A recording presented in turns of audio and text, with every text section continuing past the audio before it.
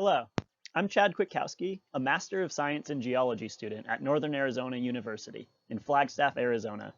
And today, I'm going to talk about early Cordilleran arc magmatism recorded by detrital zircon grains in lower to middle Triassic strata of southwestern North America. Southwestern North America was part of Laurentia in the Paleozoic, and southwestern Laurentia had a complex plate tectonic setting at this time. Along its southern margin, Gondwana collided with Laurentia, completing the assembly of the supercontinent Pangaea and forming the Ouachita-Marathon-Sonora orogenic belt, as well as a series of Foreland basins in what is now Oklahoma, Texas, southern New Mexico, northern Mexico, and southern Arizona. Along the western boundary, westward dipping subduction brought several terrains into collision with the North American crust, emplacing thrust sheets and forming several Foreland basins. Along the southwestern boundary, sinistral transform faulting truncated the continental margin and transported strata 500 to 1,000 kilometers to the southeast to the current Caborca block of northern Mexico. By Permian time, subduction initiated beneath North America along the previous transform margin. So this was the start of the Cordilleran magmatic arc of Western North America. Eastward directed subduction beneath North America that dominated the tectonics of the region for the next 200 million years. However, volcanic rocks of this age haven't been found, and these plutons were only dated in recent studies. So this is a bit of a lost arc that we're working with here. So on the next slide, we're going to look at a northwest to southeast cross-section through the western plate boundary. So as you can see here, the Sonomia microcontinent or island arc came into collision with North America in the late Permian to early Triassic Sonoma orogeny, emplacing the Golconda-Alachthon and putting a massive weight on the crust that flexed it down into the Sonoma-Foreland basin. So how about a quick review on Foreland basin basics? When a fold and thrust belt, as seen here on the left, is emplaced, it pushes down the crust and forms a flexural basin that accumulates sediment in usually this wedge-shaped geometry with thicker sediment near the alachthon, near the thrust belt. Now, looking down at sea, we can see a slightly more complex picture that shows the different depositional zones of a Foreland basin system. But the main takeaway is that wedge-shaped geometry, increasing thickness toward the thrust belt. But not all Foreland basins are the same. We can have a pro-Foreland basin in which the basin forms on the downgoing plate, on the subducting plate. Now, in this situation, the topographic load is the main load flexing down the crust, and a minor load from the basin fill load, the sediment filling the basin. Now, in retro-Foreland basins, which form on the overriding plate, we have the topographic load, the basin fill load, and we also have the dynamic slab load from forces associated with the sinking plate. Now, if we take a slightly more zoomed-in look at a retro-Foreland basin, we can see that this dynamic subsidence affects roughly 1,000 kilometers inland from the fold and thrust belt. While looking at the zoomed-in portion above, we can see that the main flexural subsidence affects just a few hundred kilometers. Is there any evidence of an early Triassic Foreland basin in southwestern North America? Well, let's look at the Moenkopi Formation and find out. The Moenkopi Formation, seen here at Capitol Reef National Park with 1 Chad for scale. I'm 1.7 meters tall, and unfortunately my dreams of becoming a unit of measurement is probably not going to happen because there's already a unit of measurement named after a person named Smoot, and he was 1.7 meters tall as well. You can look up the story behind that one. An important aspect of the Moenkopi Formation is that it thickens dramatically to the west, forming a wedge-shaped geometry. The thickening is toward the load of the Golconda-Alachthon, suggesting that it was deposited in a Foreland basin. So here's a paleogeographic view of Western Pangaea during the early Triassic. As mentioned earlier, Gondwana and Laurentia collided, forming a highland called the Ouachita-Marathon-Sonora orogenic belt. Now, by early Triassic time, this collision had waned, and the Foreland basins that previously blocked sediment transport to the northwest were no longer blocking the transport. So river systems formed, bringing sediment from the Ouachita-Marathon-Sonora orogenic belt to the northwest into the Sonoma-Foreland basin. In the meantime, the Cordilleran arc had begun to form, with northeast directing subduction beneath North America. And if we take a look at this region of the southwestern Sonoma-Foreland basin, a lot of mysteries remain. Numerous workers have noted the abrupt truncation of Moenkopi stratigraphic thickness contours at the southern edge. This means that the original Moenkopi depositional basin continued some distance to the southwest. It's only not there today because of erosion. Luckily, scattered metasedimentary outcrops of Moenkopi equivalent strata remain in East Central California, Western Arizona, and Northwestern Sonora.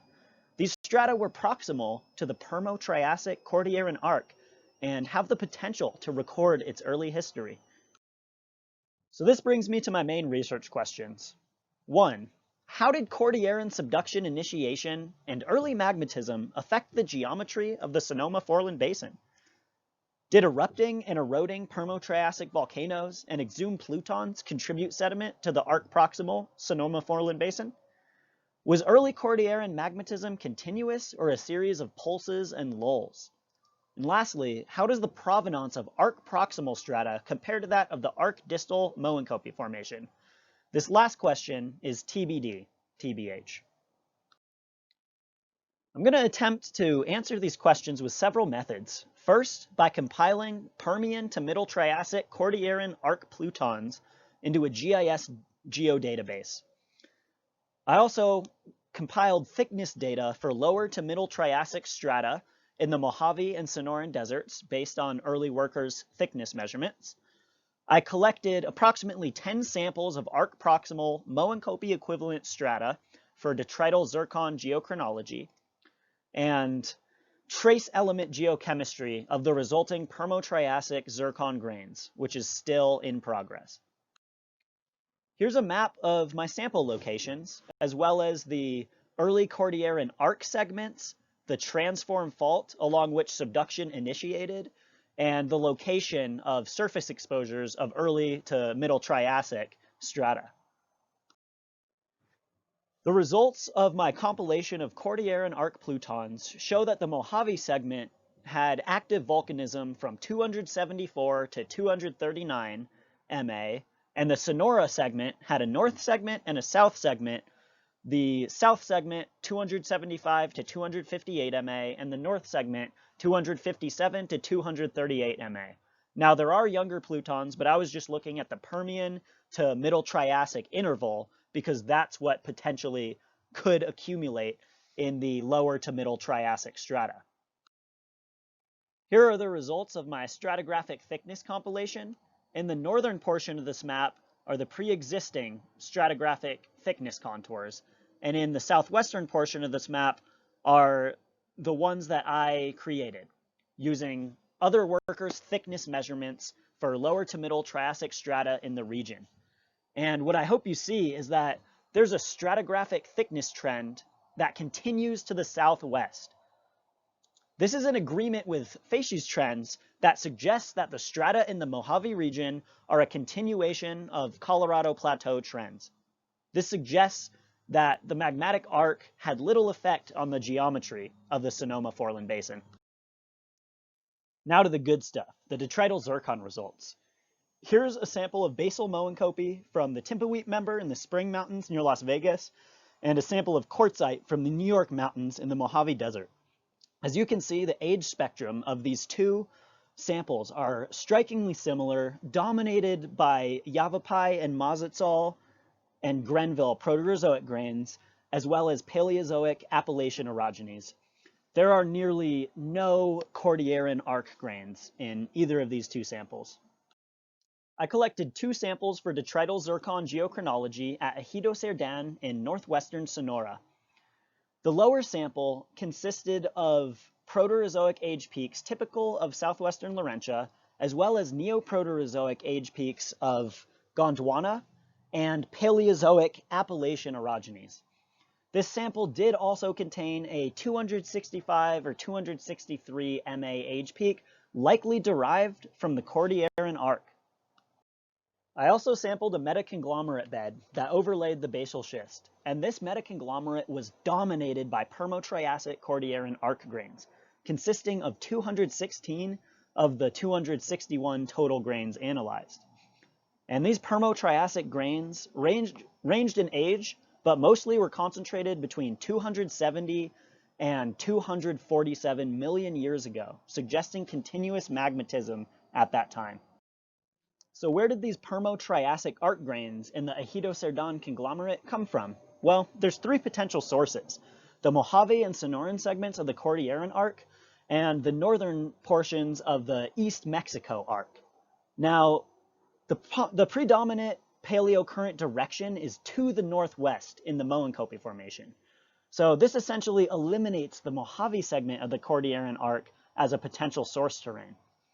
The East Mexico portion of the arc can also be eliminated as a potential source terrain because even though the paleocurrent direction flowed to the northwest, it would be highly improbable for rivers draining such a long distance to end up with this age of grains as the dominant sediment source without picking up anything along the way. This points to the Sonoran segment of the Cordilleran arc as the source of sediment for the Permo-Triassic arc grains at Ejido Serdan. And the age distribution found in that conglomerate from 270 to 247 MA suggests that both the northern and southern segment of the Sonoran arc contributed sediment to Ejido Serdan. To wrap up my findings, Cordilleran subduction initiation did not significantly affect the geometry of the Sonoma-Foreland basin. The stratigraphic thickness trends continued from the northeast to the southwest, almost right up to the transform fault that truncated the continental boundary. Locally, active Cordilleran volcanoes and/or exhumed Permo-Triassic plutons were a significant sediment source of arc-proximal lower to middle Triassic strata, such as the metaconglomerate bed at Ejido Serdan. And lastly, uranium-lead dates from 215 Permo-Triassic zircon grains from a metaconglomerate bed in Sonora suggest continuous Cordilleran magmatism in the Sonoran segment from 270 to 247 million years ago. And that wraps up my presentation. Thank you so much for listening. And as Indiana Jones said, the arc is a source of unspeakable power, and it has to be researched. Thank you for your time.